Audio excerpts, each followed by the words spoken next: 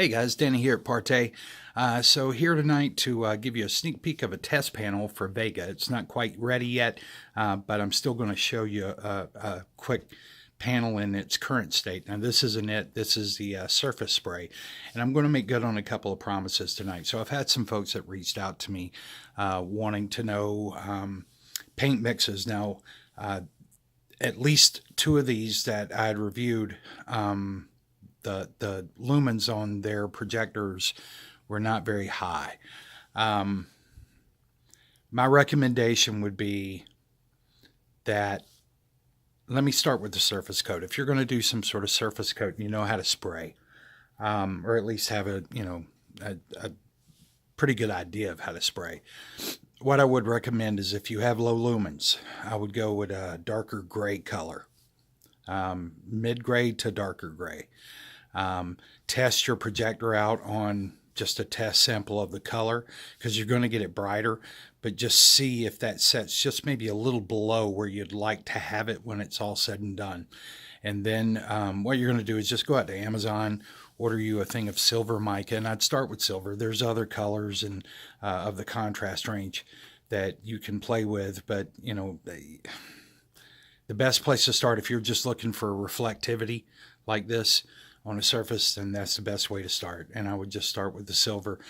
Mix it in about a 1/6 ratio. In other words, if you use 6 tablespoons of poly, then you would use 1 tablespoon of the mica. The poly, I would say, you can buy the cheap water-based poly. You want it to be water-based, and you can get that from anywhere from matte to glossy, and I would probably go with matte. And here's why: you're using it more as a delivery agent. If you use the gloss, then you're probably going to get too much sheen. The matte also has more particles, so the odds are that it's going to be have more elasticity to it, which will allow it to at least hopefully not fracture on you as it starts to dry, or show any stress marks when it starts to dry from where you've tensioned it on something. So that would be if you're spraying. If you are just looking for a mix to start with, something to experiment with, what I would recommend is that, first of all, think about cost. To buy the material, you're going to be probably $40, $45 in to do it yourself and play around with it. My recommendation, first and foremost, would be, there's some mixers out there that I've mentioned in the past. They're on our website under Friends of Partey. Please go out and take a look at them. You can reach out to them. But I believe each one of those carries some mixes that you could find useful, that are probably somewhere in the $60 to $80 range. I don't know their exact prices, so you need to talk with them. But they would be very good at helping you with just a simple mix. If you're determined to do it yourself and you want something to try, what I would recommend is just a starting point of buying some pearl white, especially if you're looking for a black screen, okay, or anything dark gray. What I would do is start with a pearl white, and that's going to be pearlized. It's going to have more binder in it, highly reflective particles, and then buy you some flat black, and then mix it. Start at a 50 to 50 ratio. If just on small test, make you a small test panel, maybe half the size of the image I've got up there now, and just start 50-50. If it's not dark enough for you, then you can alter your ratio there and just keep adding the black. You probably have to start with a new ratio, because otherwise, or unless you track it as you're moving along, how many tablespoons or something of that level that you're putting into it. But once you've used some of it, then your mixture's off. So just keep that in mind, that a lot of times you have to start from scratch if you really want to be able to nail down what your mixture is going to be.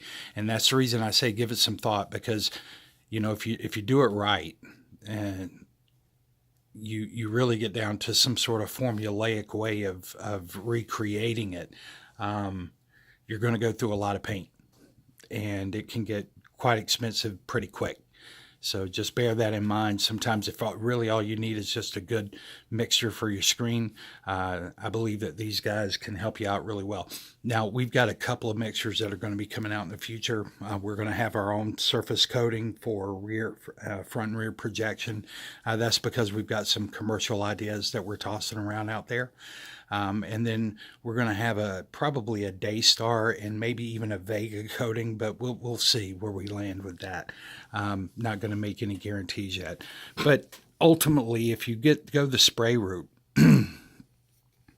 you'll get something akin to this. And I just want to show you. And you can't stress again the difference. Now that is the black with a surface spray. And I'm going to add, sorry guys, I just don't want anybody to think I'm fudging anything here. So I'm going to put that up there. Hopefully that stays. So you can see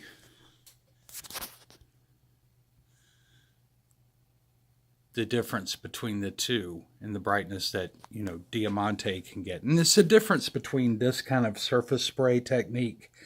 And guys, it just takes, you're going to have to play around to get it right. But to get it to where you like it, when I say get it right, it's really getting it to the right number of coats that, that get you where you want to be.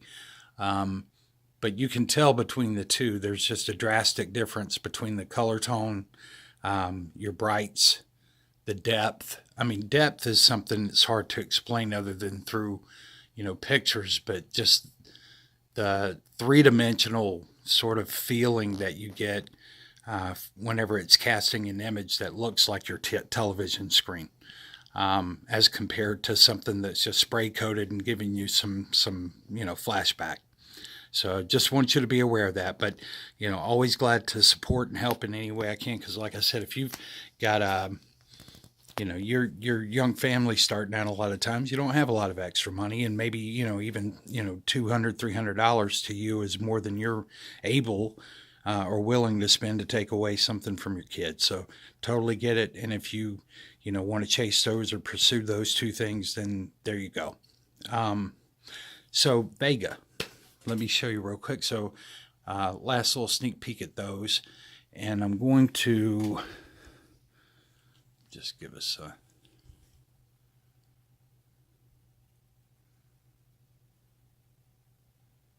little bit there. All right, one of those are going. I am going to, now here's the interesting thing. Now, I'm going to go ahead and tell you this is hot spotting like crazy. So it just is. So I'm going to be very honest about it. It's going to be very bright. The one thing that it's going to do, and if it's hard to notice, but Vega looks like a black screen. And it's most definitely not. You can see that it's a darker screen, but it is not black. And I'll show you just how it compares to the black here in a second. But you can see it's got a bad spot in the center. There it is. You can really see it there. So that's because it doesn't have its diffusion coat on it yet. And that's what I've got to work out. So that's what I messed up yesterday. That's what I'm back to this point today, and I didn't get the final coat put on. But I've got a really very good idea. This one just takes a little bit different approach than the black does. So just trying to nail that down tomorrow. But what'll be great about Vega, okay, so what's the deal with it? Vega sits pretty squarely between Diamante Black and Diamante Daystar, which is a mid-gray, lighter kind of screen, and I'll show you all three in just a second. But what it does really well, conceptually, what we were trying to get to is something that appears black, but isn't so black that it absorbs so much of your brights. So if you look at this, there are times whenever it'll look very, very, very gray whenever there's not much going on, right? You can see it, but it just seems to, when anything bright hits it, it just contrasts, and it's not just in the camera, it's also to the eye. It looks a little bit darker in the camera, but not by much, not by much at all.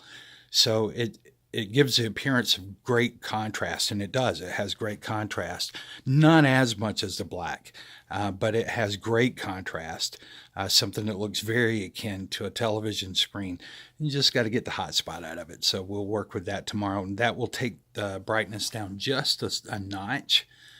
Which it probably needs, because not only for the hot spot, but it'll help a lot with the contrast as well. All right, and let me show you real quick just so you can get an idea. But that's the difference between Vega and Diamante Black.